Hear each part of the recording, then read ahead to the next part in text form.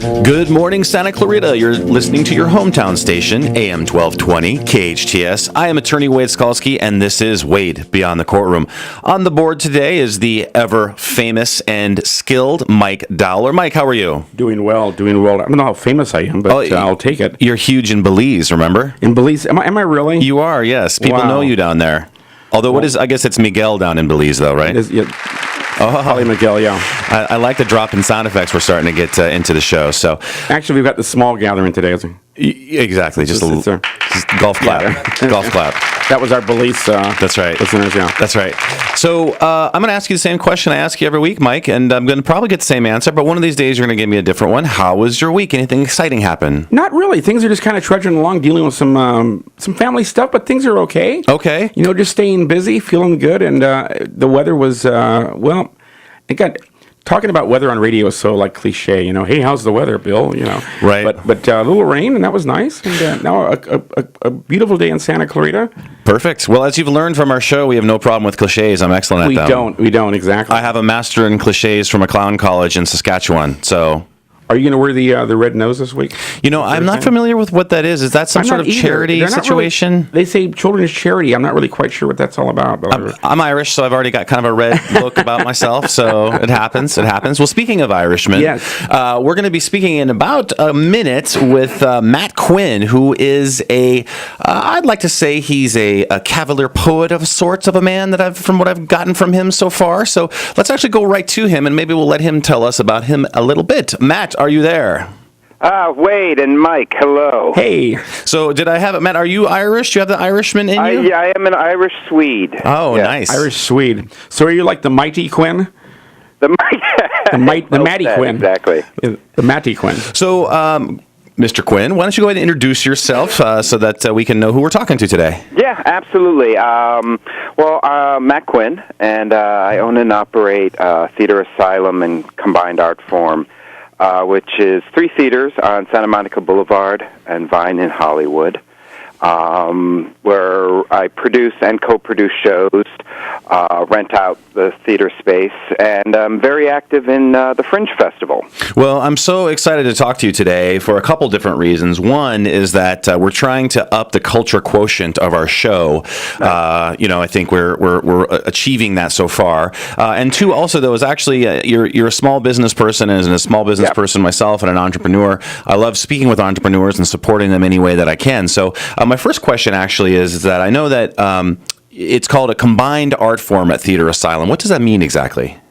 Well, it was something that I had read in theater class at some point about the idea of bringing all the arts together to create new works, having theater, video, dance, to bring them all together and kind of work together.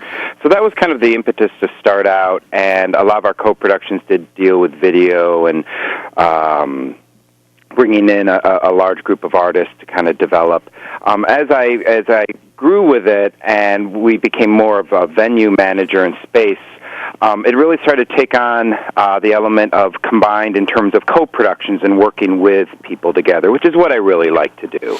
I have experienced that, yeah. And everyone that I've dealt with from your theater or that's involved with productions there's such a collaborative feel. And I find that, L.A., people argue, obviously, is a film town, and film towns appears to be less collaborative and more adversarial, whereas theater, at least the way that you guys are envisioning it, it's much more collaborative. Is that a fair thing to say? Yeah, we try. I mean, I think all the arts has a certain collaborative, but I think there's something with theater, small budgets, people just doing it because they love to do it, that really does bring that collaborative feel to it. Now, let's talk a little bit about the state of theater in L.A. I mean, if you were to give it sort of a grade from an F to an A plus in terms of the vibrancy of it, where do we stand in L.A. as theater goes? Well, it's a good question. I mean, there's no doubt it's a very vibrant community over the years. I've been here 8 years, so I'm relatively new in the scene, but I was so impressed with the 99-seat theater community in particular, the amount of talent here, and, it's a TV film town, but, God, look at all this great theater. So I'd say when I came in, it was an A+. What's happening now, and I'm sure you're probably aware of it. There's been a lot of attention to it. Equity Union has kind of got involved and has kind of set up some stipulations that is having some great impact on the 99-seat community. And so while I feel that things are, still exciting and great work coming out, there's definitely a little vibe in the air, and people are concerned of what the future of LA theater looks like. Well, and I think that's such an excellent point with regards to business, because sometimes you can have a great business, a thriving model, and then there can be market forces or outside forces or governmental forces that sort of impact that.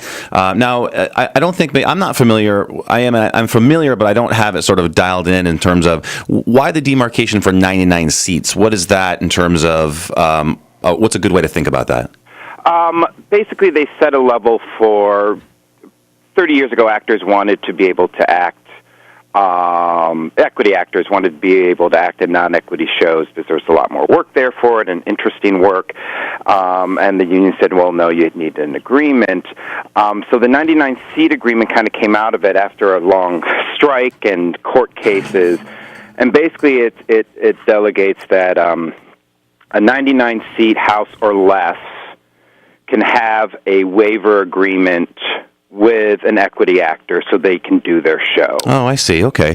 So look, we're going to unpack that a little bit more when we come back from the break. You're listening to your Santa Clarita's hometown station, AM 1220, KHTS. I am attorney Wade Skalsky, and this is Wade Beyond the Courtroom. Welcome back, Santa Clarita. You're listening to your hometown station, AM 1220, KHTS. I am attorney Wade Skalsky, and this is Wade Beyond the Courtroom.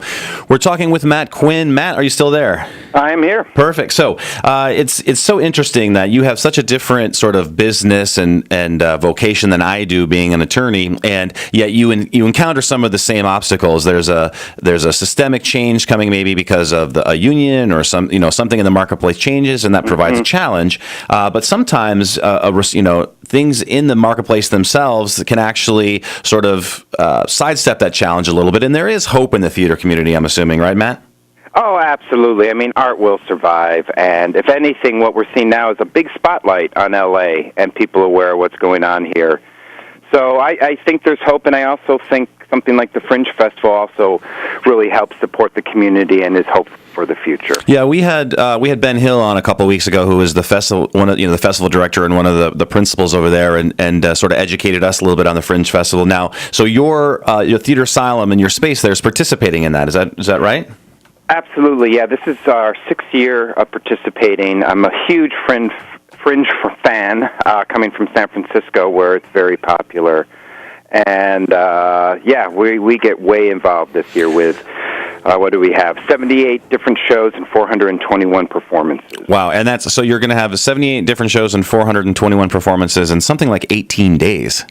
Yeah, it includes the preview week, so it's probably closer to 22, but yeah, it's down and dirty. I tried to short you those 3 days, right? Like that's going to make a difference. Oh, it's so much easier for you now, Matt. Yes, okay, those extra 3 days. Well, I don't think that's impressive at all what you're doing. That's nothing. Yeah.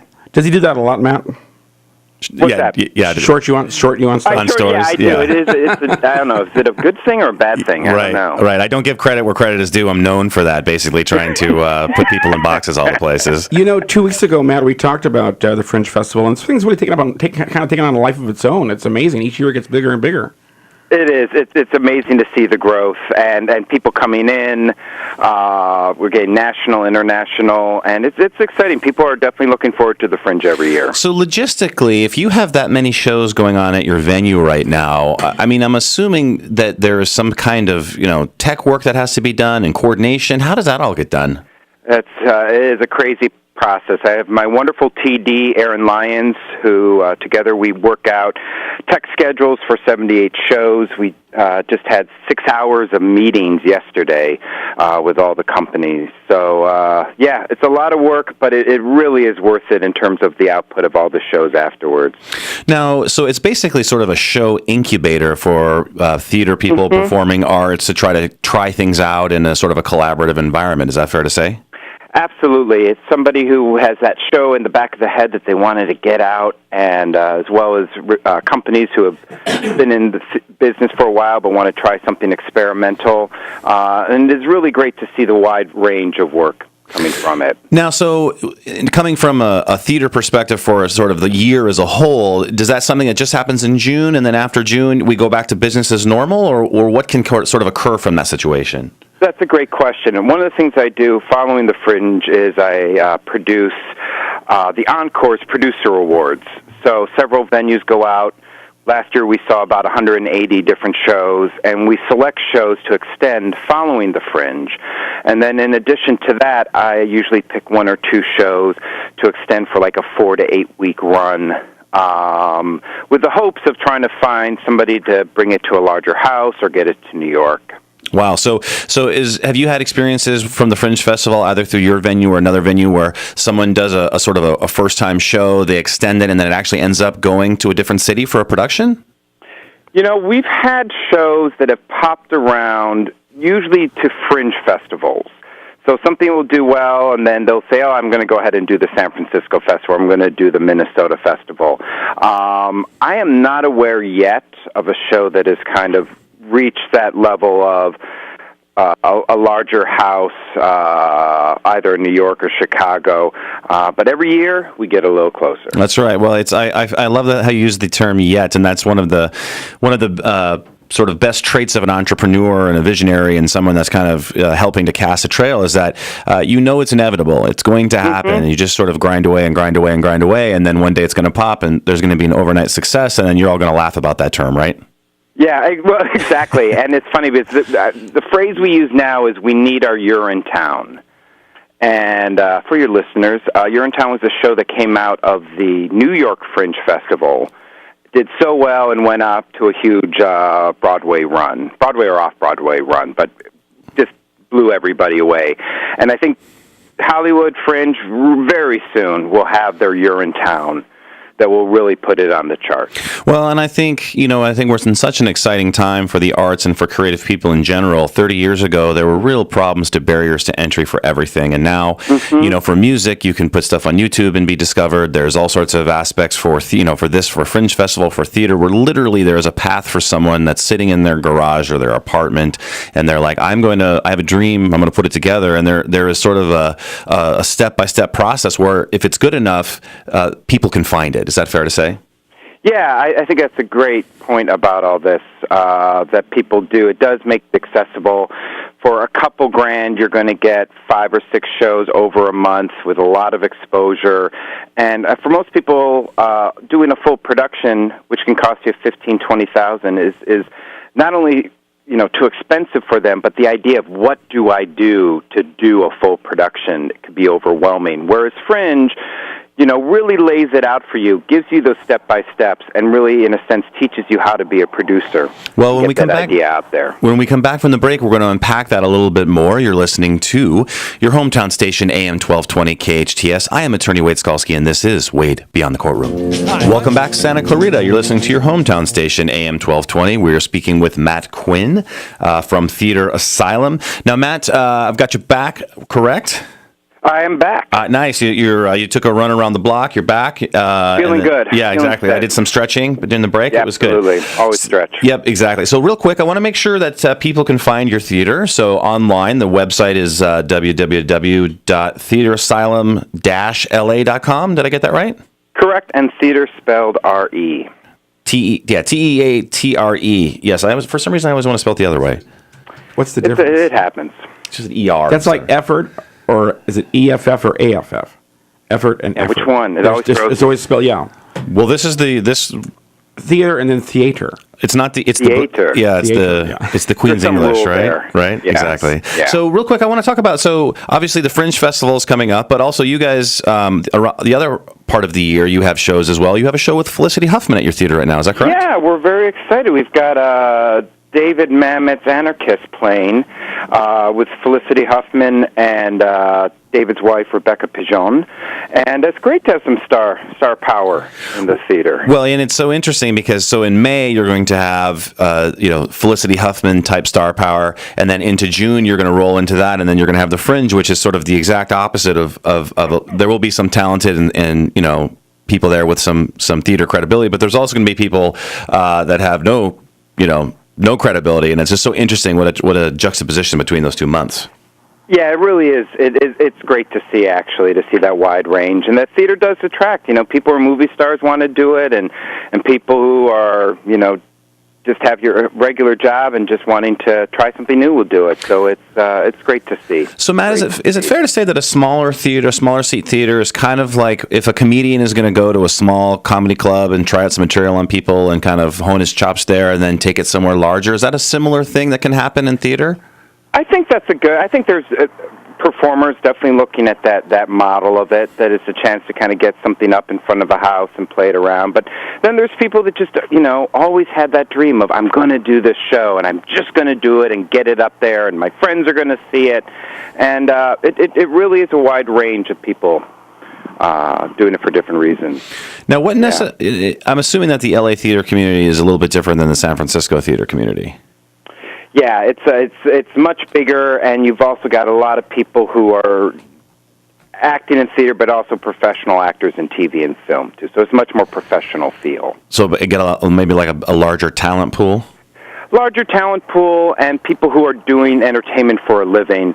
There's tremendous talent in San Francisco, but most people, it is something that they're doing after their day job. Not as many people making a living off it, and in entertainment as a whole. I always joke around. We talk about karaoke, where I don't think karaoke really exists in Los Angeles. It's more of just sort of professional singer practice. Yeah, right. So I always joke around that if I'm going to do karaoke, I have to go to like Indianapolis or something, and then I would feel comfortable in your car while you're driving. Right. That's what the little display is for. Right. It's funny. No, it's very eye-opening for my involvement in the Fringe this year is that, I'm talking to people who are putting shows on and they're speaking about what they've done. And it's just amazing how much talent and opportunity and just real good aggression towards sort of getting things done here in the performing arts. And I think it's amazing. Now, from a business perspective too, Matt, I understand as well is that Theater Asylum possibly may be up for sale. Is that true? Yeah, unfortunately, throughout all of this excitement going on, the owner of the building has decided to sell the building. So we are currently looking for, hopefully, a performance-friendly landlord who wants to keep the arts alive. It's a beautiful 5-space theater complex with seats from 28 to 99. And I believe the asking price right now is $3 million. So any theater lovers out there, contact me. Mike and I are going to go through our finances after the break and see what we can do.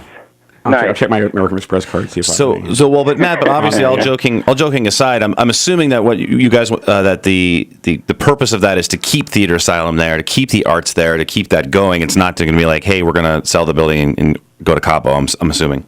Yeah, absolutely. It is. We're trying to find that performance-friendly group who can keep it a theater. So for Fringe and for year-round, we're going to be able to keep one of the few remaining 99-seat houses on Theater Row, which has seen a lot of closure over the last 2 years. So, Matt, is it a continual struggle to stay afloat? It is. Yeah. It really is. You feel like you're working really hard just to kind of keep it above the line. It's a TV film town, so you're kind of fighting that. But the community is really tight and very supportive, as we're seeing with the equity struggle going on now.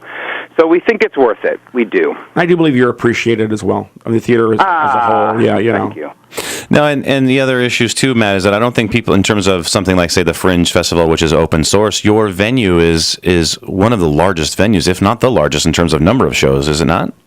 Yeah, I have a Fringe background from San Francisco, so I'm pretty down and dirty with booking Fringe like a traditional Fringe with hour shows, 15 minutes up, 15 minutes down, and we get a lot of shows, which really creates for a lot of energy and buzz during the Fringe. It's definitely one of the hopping venues.